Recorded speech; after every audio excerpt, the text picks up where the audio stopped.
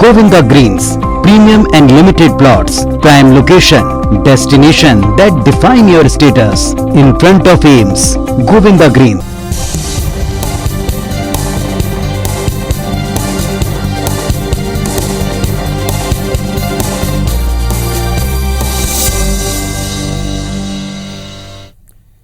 नमस्कार, बहुत स्वागत है आप सबका मध्य प्रदेश की बात में। मैं हूं पुनीत पाठक।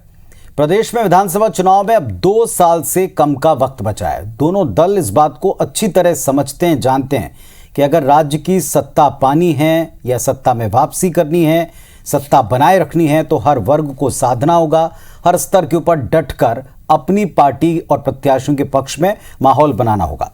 और इसके लिए जरूरी कि पहले जमीन पर स्थिति क्या है इसको समझा जाए। और इसी क्रम में भारतीय जनता पार्टी ने सत्ता पक्ष और कांग्रेस पार्टी ने विपक्ष ताबड़तोड़ बैठकें कर रहे हैं।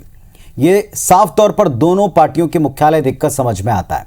भाजपा संगठन ने अपने विधायकों और मंत्रियों से जोनवार या विभागवार बैठकें शुरू कर दी।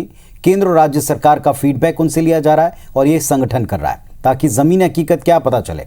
तो इधर कांग्रेस पार्टी ने भी अपने अलग अलग विंग्स, कल महिला विंग और इसके बाद आदिवासी वर्ग के नेताओं की मीटिंग की बुधवार को, और इसके बाद कैसे इनके बीच में अपने जनाधार को मजबूत रखें या बनाए रखें, इसकी कवायद पर काम शुरू किया।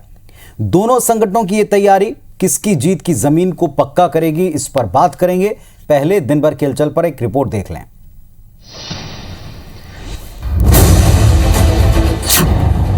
मध्य प्रदेश में मिशन 2023 का आगाज।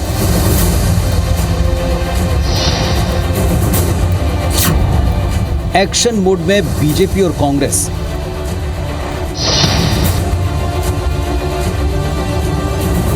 मध्य प्रदेश विधानसभा चुनाव को अभी 1 साल 10 महीने का वक्त बचा है, लेकिन बीजेपी और कांग्रेस में बैठकों का दौर बताता है कि दोनों दल तैयार हो रहे हैं।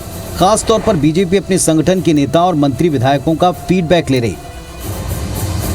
और इसी कड़ी में बीजेपी के राष्ट्रीय सह संगठन मंत्री शिव प्रकाश, प्रदेश प्रभारी मुरलीधर राव और प्रदेश अध्यक्ष वीरी शर्मा ने मंत्रियों और विधायकों के साथ अलग अलग बंद कमरों में 1-to-1 चर्चा शुरू कर दी है। संगठन के नेताओं ने पहले चंबल क्षेत्र के मंत्रियों से, फिर ग्वालियर, जबलपुर, सागर, रीवा और शहडोल संभाग के मंत्री विधायकों से फीडबैक लिया। इसके बाद देर शाम हुई सत्ता और संगठन की संयुक्त बैठक में मुख्यमंत्री शिवराज सिंह चौहान समेत तमाम पदाधिकारी मौजूद रहे। जाहिर है बीजेपी की इस एक्सरसाइज को सत्ता पर संगठन की कसावट के तौर पर देखा जा रहा है।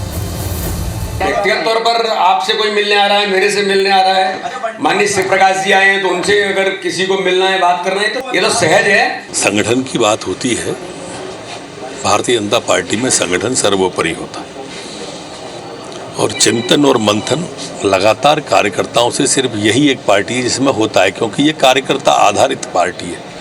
न सिर्फ बीजेपी बल्कि कांग्रेस भी सत्ता में वापसी के लिए पूरा जोर लगा रही है।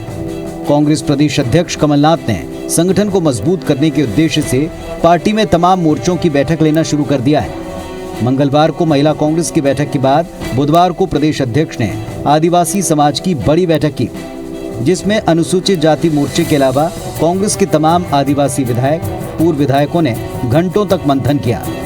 आदिवासी सीटों पर कांग्रेस का कम होता प्रभाव इस बैठक का मुख्य एजेंडा रहा है। आदिवासी अंचलों में पार्टी के कम होते जनाधार के पीछे ये तर्क दिया गया कि बीजेपी आदिवासी युवाओं के साथ फरेब कर रही है।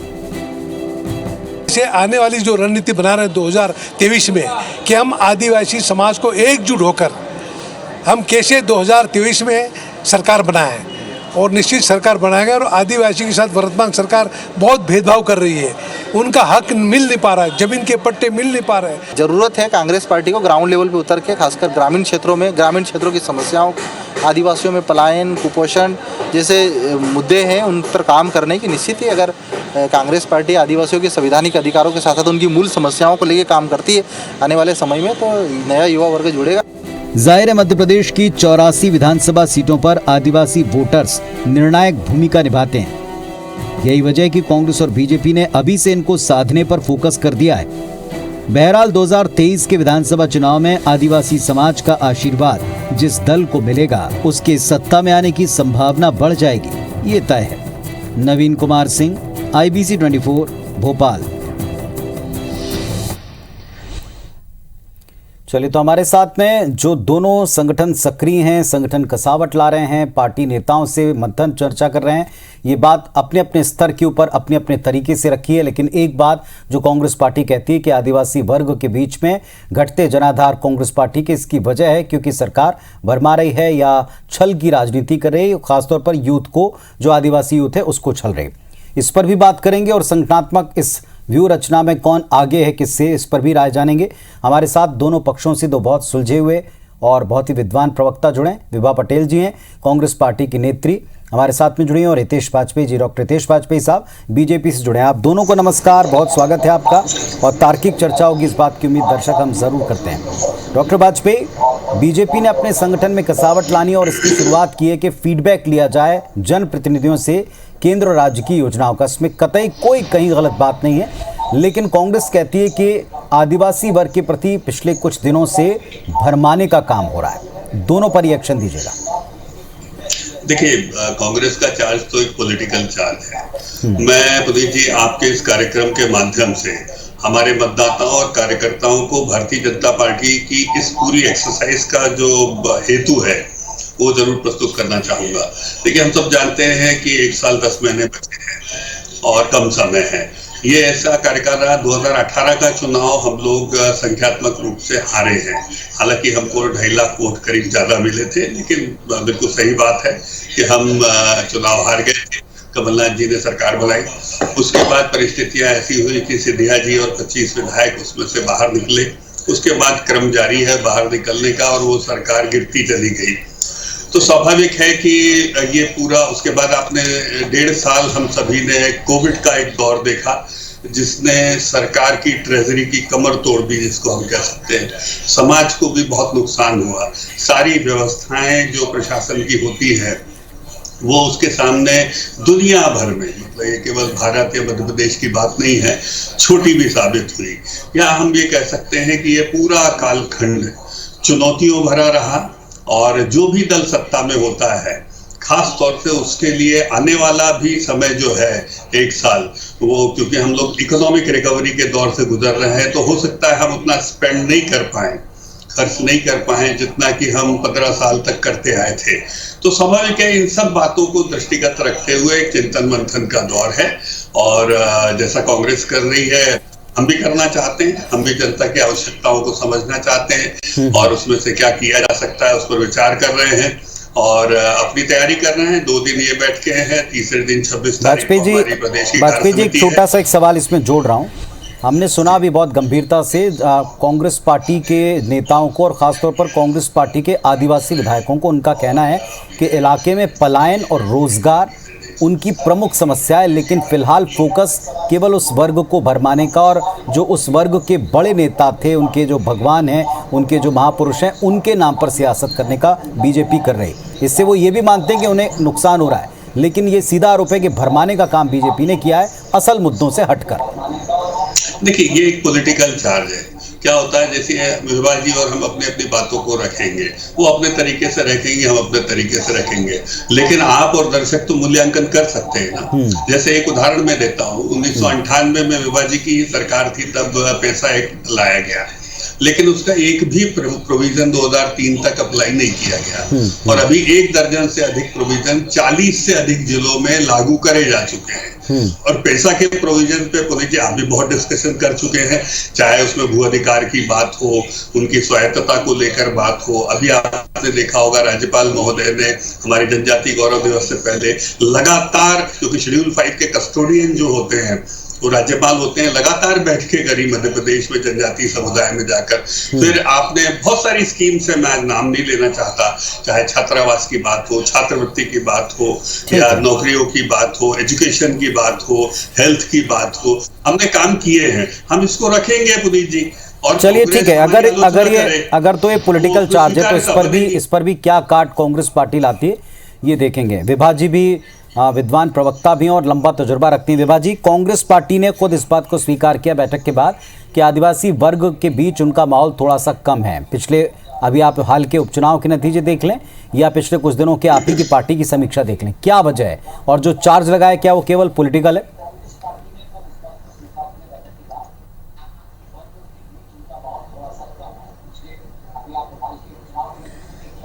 देखिए पुनीत जी, बात कांग्रेस के वर्चस्व खत्म होने की और कम होने की बात नहीं है। यदि आज मैं बड़े ध्यान से अभी हितेश जी की बातों को सुन रही थी, लेकिन जिस तरह से हितेश जी बहुत विद्वान है, मैं मानती हूँ, वो बातों को उनकी पार्टी बड़ी जिम्मेदारी उनके ऊपर डाल देती है बातों को बहुत बेहतर तरीके से रखने का। लेकिन देखिए सत्यता यही है, वे स्वयं भी अपने अंतर्मन में समझ रहे हैं लेकिन कह नहीं पा रहे हैं। ये और बात है कि आज आदिवासियों के प्रति जो अपराध हो रहे हैं उनमें लगातार बढ़ोतरी हो रही है। राजधानी से कुछ ही दूर नेमावर में आदिवासियों के साथ पूरे परिवार की हत्या हो जाती है। आप देखिए पूरे प्रदेश में इसी तरह जगह जगह पर हत्याएं सामने आ रही हैं। अन्याय और अत्याचार आदिवासी वर्ग के साथ हुआ है। और अभी हितेश जी बात कर रहे थे पैसा एक्ट की। मैं तो कहना चाहती हूँ कि लगातार 18 साल ये सत्ता में रहे, उसके बावजूद भी यदि आज आदिवासी वर्ग की ये स्थितियां हैं तो क्या ये विचार करने वाली बात नहीं है कि आखिर इन्होंने 18 साल में कोई ऐसा काम क्यों नहीं किया जिससे इस पूरे वर्ग की जो अधिकारिता है वो उन्हें अधिक मिल पाती। देखिए आज अगर हम आदिवासी वर्ग के जाति प्रमाण पत्रों की बात करें तो आज उन्हें अपने जाति प्रमाण पत्र जैसे छोटे से काम के लिए भटकना पड़ता है, परेशान होना पड़ता है। अभी हितेश जी बात कर रहे थे आदिवासी छात्रावासों की, लेकिन आज आप आदिवासी छात्रावासों की स्थिति देखें, राजधानी में ही अगर आप देख लें तो अव्यवस्थाओं का आलम छाया हुआ है। ये आदिवासी छात्रावास जिस उद्देश्य से स्थापित किए गए थे, जिस लक्ष्य को लेकर स्थापित किए गए थे कि आदिवासी वर्ग के जो छात्र छात्राएं हैं उन्हें अच्छे तरीके से शिक्षित किया जा सके, लेकिन आज आप देखिए कि स्थितियां क्या हैं, हमारे आपके सबके सामने हैं। और मैं तो ये भी कहना चाहती हूं कि ये बातें आकलन करने योग्य हैं कि आखिर आदिवासी वर्ग का पलायन हो क्यों रहा है। देखिए अगर बेरोजगारी की स्थिति होगी, आज जिस तरह से बेरोजगारी मध्य प्रदेश में चरम पर पहुंचती जा रही है, महंगाई से आप वाजपेयी जी कोई भी इनकार नहीं कर सकता, तो ये जो ऐसी मूलभूत समस्याएं हैं जिससे न केवल आम आदमी बल्कि आदिवासी वर्ग बहुत ज्यादा जूझ रहा है। देखिए आदिवासियों को जो पट्टे देने की बात हुई थी, पट्टे मिल नहीं पाए हैं और उन्हें जो अधिकार थे आज उनके अधिकारों पे लगातार कुठाराघात हो रहा है, जबकि 18 साल से भारतीय जनता पार्टी की सरकार है।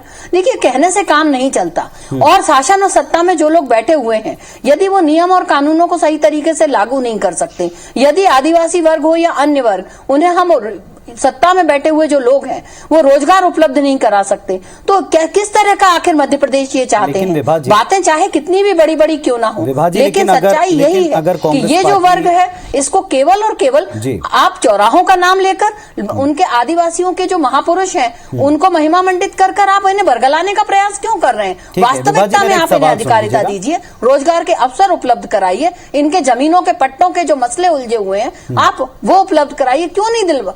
ठीक है विभा जी, मेरा सवाल उसका एक हिस्सा ये भी था कि माना है भारतीय जनता पार्टी के इन तमाम चीज़ों को अगर कांग्रेस पार्टी ने कि उनका एक एजेंडा है और पॉलिटिकल पार्टी के नाते अगर वो ये सब कर रहे हैं और आपके मुताबिक इससे उनका हित नहीं हो रहा, और महंगाई का मुद्दा या बेरोजगारी का मुद्दा ये उपचुनाव में भी कांग्रेस पार्टी ने जमकर उठाया था, सड़कों पर प्रदर्शन भी किए थे, फिर क्या काट है कांग्रेस पार्टी के पास में? क्योंकि अब तुम चुनावी तैयारियों पर मंथन और चुनावी तैयारियों पर घटते जनाधार के ऊपर चिंता करें तो क्या काट है कांग्रेस पार्टी के पास?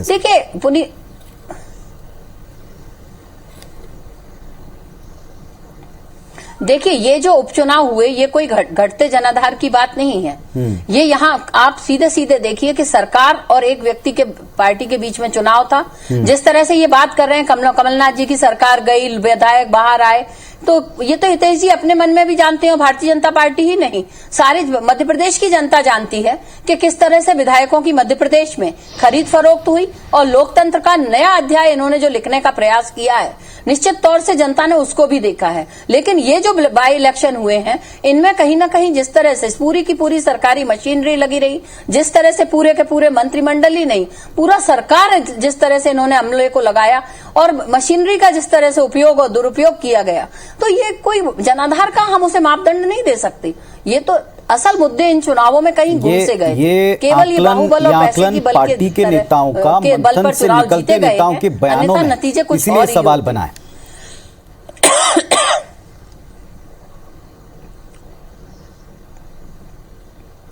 नहीं देखिए मंथन हमारी जिम्मेदारी है, अगर हम चुनाव नहीं जीते हैं तो हमें सारे पक्षों पर विचार करना पड़ेगा, लेकिन जो पक्ष हैं भले ही वो बात बार बार कही ना जाए लेकिन वाजपेयी कहीं ना इस पर कहीं कुछ ये कहना अहमियत तो चाहेंगे? अपनी रखते ही हैं। असल मुद्दों इसको से नकारा अलग तो नहीं जा हटके सकता, जिसको आप पॉलिटिकल क्योंकि जिस चार्ज तरह कह रहे हैं, से जनता ये चुनाव समझती है। हुए थे, आपने भी देखा था, हमने भी जी, देखा था। बिल्कुल। तो देखिए, देखिए ये जो जी, चुनाव है, पुनीत जी देखिए, विभाजी ने बड़े अच्छे से अपनी बात को रखा और ये भी स्वीकार किया कि यदि वो लोग लगातार हार रहे हैं तो इसके कारणों का मंथन कर रहे हैं। लेकिन इसके बाद फिर तुरंत बोलती है इसके कारण क्या है, तो बोले इसके कारण पूरे बीजेपी के हैं, कांग्रेस का कोई कारण नहीं, कांग्रेस दूध की दूली है। फिर कांग्रेस से यदि पलायन हो रहा है तो बोले कौन कर रहा है, तो सब बीजेपी कर रही है। मतलब कांग्रेस में जितने लोग हैं सब बहुत अच्छे लोग हैं, लेकिन बीजेपी जो है वो उसको, अभी उत्तर प्रदेश ले लो, अच्छा आगे क्या होगा ये भी किसी को नहीं पता है। तो ऐसे सर दोषारोपण करने से तो कांग्रेस बहुत अच्छी है, फिर क्या दिक्कत है बोलने का प्रयास करा करिए। विभा जी मैं आपकी बात को बता रहा हूँ कि आप खुद ही कह रहे हैं कि कांग्रेस में जब आप नया वातावरण निर्मित करते जा रहे हैं मध्य प्रदेश में, कांग्रेस के लोग, यदि सुनिए तो सही बहन जी, यदि कांग्रेस की पार्टी 400 स्टेशन एयरपोर्ट के नाम इंदिरा, राजीव और नेहरू के नाम पर रखती है, सुन तो लीजिए साहब, यदि उनके नाम पर रखती है तो वो शिष्टाचार है, भारत का गौरव है। और यदि भारतीय जनता पार्टी बिरसा मुंडा महाराज जी के नाम पर या रानी कमलापति के नाम पर एक स्टेशन कर देती है तो बोलते हैं बरगलार है। तो पुनीत जी ऐसी चीजें तो नहीं हो सकती ना। और यदि भारतीय जनता पार्टी जनजाति गौरव, अब आप ऐसे दोनों पक्षों से दो अलग और स्पष्ट सवाल हैं और स्पष्ट उत्तर दोनों के जनता को मिल सके, ये प्रयास हमारा होता है। डॉक्टर वाजपेयी, एक सीधा सवाल कांग्रेस पार्टी का है या आम जनता का है, दोनों के उत्तर आपको देने हैं। क्या जो मूल मुद्दा है, उनके पलायन का मूल मुद्दा है, उनके पट्टों का मूल मुद्दा है, उनके अपने रोजगार का, क्या हम उसको भी एड्रेस कर रहे हैं? जो काम किए हैं उस पर वार पॉलिटिकल, मैं आऊंगा, छोटा सा ब्रेक लेना पड़ेगा। और दूसरा, विभाजी से भी सवाल है कि आप ही की पार्टी के आदिवासी विधायक अगर ये बात मानते हैं कि उस इलाकों में हमारी पैठ घटी है, तो फिर कोई तो वजह पार्टी के भीतर की होगी, भले इस मंच पर ना बताएं, लेकिन मुकाबला कैसे करेंगे? डॉक्टर वाजपेयी, पिछले कुछ वक्त से और खासतौर पर 15 तारीख के बाद जब से प्रधानमंत्री जी का दौरा हुआ प्रदेश का, तब से लेकर अब तक आप पूरा मीडिया देखें, सरकार के कार्यों को देखें, उनके नाम बदलने की कवायद को देखें और आने वाले वक्त के आयोजनों को देखें, सब में एक आदिवासी जनजाति प्रेम छलकता है। और ये कुछ लोगों को लगता है कि ये कुछ ज्यादा ही है और एक वर्ग को पूरी तरह से चुनाव के लिहाज से टारगेट किया जा रहा है। उसी वर्ग से आने वाले जनप्रतिनिधि, वो किसी भी दल के हों, ये भी मानते हैं कि उनके असल मुद्दे भी हैं, उनको भी एड्रेस करें। तुम क्यों नहीं रहे, मेरी समझ में नहीं आ रहा। पेशा का कानून, एक भी प्रावधान कांग्रेस ने नहीं लागू किया, सारे प्रावधान हम लागू कर रहे हैं। तो आप कैसे कह सकते हैं कि उनके मुद्दों का निराकरण नहीं हो रहा? उनके वनाधिकार पट्टों को राजस्व पट्टे के समकक्ष दर्जा दिया जाना, जिससे कि वो उस पर लोन ले सकें, अपना घर बना सकें, पक्का प्रधानमंत्री आवास ले सकें, सारी व्यवस्था ले सकें, ये करने का काम भारतीय जनता पार्टी की सरकार ने किया।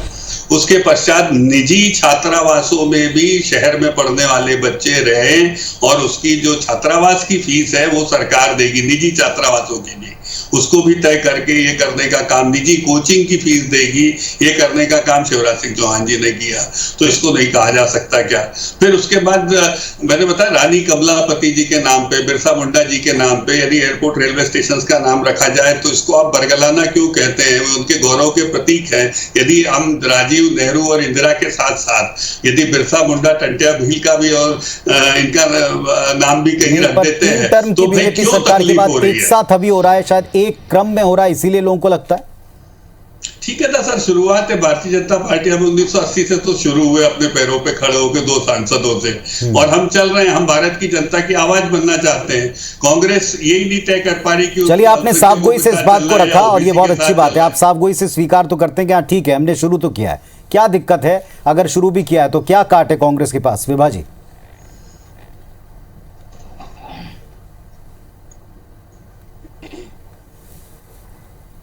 देखिए पुनीत जी, जिस तरह से ये ढिंडोरा पीट रहे हैं और जो इन्होंने प्रयास किया, पूरा पैसा और समय और संसाधन लगाने के बाद भी जो इन्होंने दावा किया था कि प्रधानमंत्री की सभा में 2.5 लाख से अधिक लोग एकत्रित होंगे, हमने आपने सबने देखा कि किस तरह से हम बताइए ना, पैसा का क्या हमने ये बात और है कि ये लोग प्रयास करते हैं। अभी वाजपेयी जी ने आपके सामने ये जाहिर किया कि अगर जनता हमें वोट नहीं देगी तो हम तो खरीद भी लेंगे। तो ये देखिए, भारतीय जनता पार्टी की दरअसल ये एक परंपरा और एक तरीका बनता जा रहा है।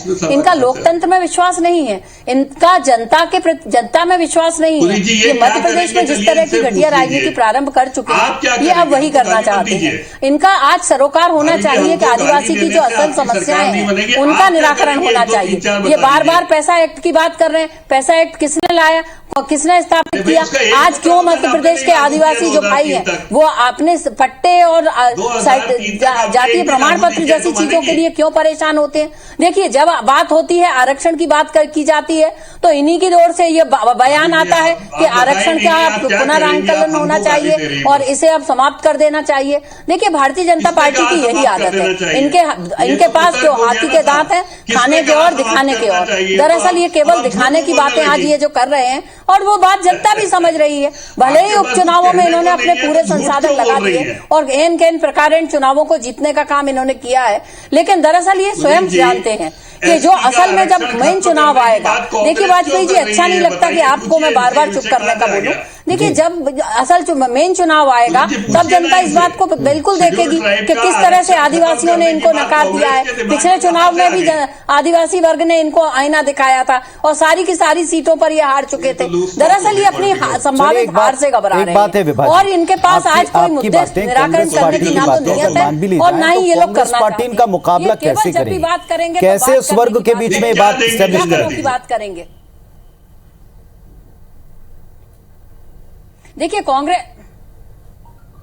देखिए, कांग्रेस पार्टी अपने संगठन को लगातार न केवल संगठन को में कसावट लाने का काम, बल्कि हम इन वर्गों के जो विभिन्न प्रतिनिधि हैं उनसे भी चर्चा कर रहे हैं और इन वर्गों के बीच में जाकर हमारे जो पदाधिकारी हैं वो भी बात कर रहे हैं कि आखिर वो कौन सी समस्याएं हैं आज जिनको ये वर्ग महसूस करता है और जिनका निराकरण नहीं हो पा रहा है। जब इन मुद्दों को हम उनके पास जाकर बात करते हैं तो उसमें साफ साफ बातें आती हैं कि उनको कांग्रेस से कोई नाराजगी नहीं है। उन्हें नाराजगी तो आज शासन में बैठे हुए उन लोगों से है जिनने उनकी समस्याओं पर ध्यान नहीं दिया है। चलिए, तो पूछ रहे हैं आप क्या करने वाले इस वर्ग के लिए इन 3 बातों का जिक्र करते हैं। उत्तर देना चाहें आप तो इस बात का दे सकते हैं। पार्टी उनके रोजगार के लिए अवसर। देखिए, मैं बहुत साधारण सी बात बोल रहा हूँ कि आज भी उनके पास 3 बातें नहीं है जो जनजातीय वर्ग के लिए की जा सकती है। देखिए, इन्होंने क्या किया? इन्होंने आपकी बात का उत्तर दे रहे हैं वाजपेयी जी, एक बार सुन लीजिए। जी विभा जी, आपके पास तो एक बात भी नहीं है वाजपेयी जी, केवल और केवल आप दावे की बात दावा करते हैं। आपके पास करने के लिए कुछ भी नहीं है। ठीक है, मान लिया, आप क्या करेंगी बताइए? सीधी बात नहीं करेंगे, ये अधिकारिता की बात नहीं करेंगे। ये बात करेंगे तो लोगों को भ्रमित करने का प्रयास करेंगे। ये बातें करेंगे तो केवल लोगों को बरगलाने का प्रयास करेंगे। क्यों राजधानी से थोड़ी दूर पर नेमावर में पूरे परिवार की हत्या हो जाती है और मुख्यमंत्री को समय तक नहीं होता, उनके पास जाकर चर्चा करने तक का समय नहीं होता। क्यों नहीं होता? चलिए, हमने बता दिया, आप क्या देंगे? मकान में पंखा लगाएंगे, फ्रिज लगाएंगे, उनके लिए क्या करेंगी आदिवासी महिलाओं के साथ अत्याचार क्यों बढ़ रहे हैं? क्यों नहीं बात? चलिए, खैर इतना तय है दोनों पक्षों के संज्ञान में और दोनों पक्षों के ध्यान में बात आ चुकी है कि जिन 84 सीटों की 83-84 सीटों का जिक्र कर रहे हैं और बार बार दोनों दल जिसको लेकर रणनीति तैयार कर रहे हैं, क्या उस वर्ग के असल मुद्दों को भी एड्रेस करें? दलों को ही ध्यान देना है। और अगर असल मुद्दों को ध्यान दे रहे हैं तो जैसा दोनों पक्ष कहते हैं, खुलकर कहते हैं कि साहब हमारा काम जनता के बीच है, उसने देखा है और इसलिए हमको इसका ढिंडोरा पीटने की आवश्यकता नहीं है। लेकिन अगर कोई प्रचार जिसे वो विरोधियों का दुष्प्रचार करार देते हैं तो उसकी काट कैसे करेंगे, ये भी पार्टियों को तय करना और इसकी शुरुआत हो चुकी है। आप दोनों का शुक्रिया अपने अपने पक्ष रखने के लिए। जनता समझदार है, सोच समझकर निर्णय लेती है। बहुत धन्यवाद, नमस्कार।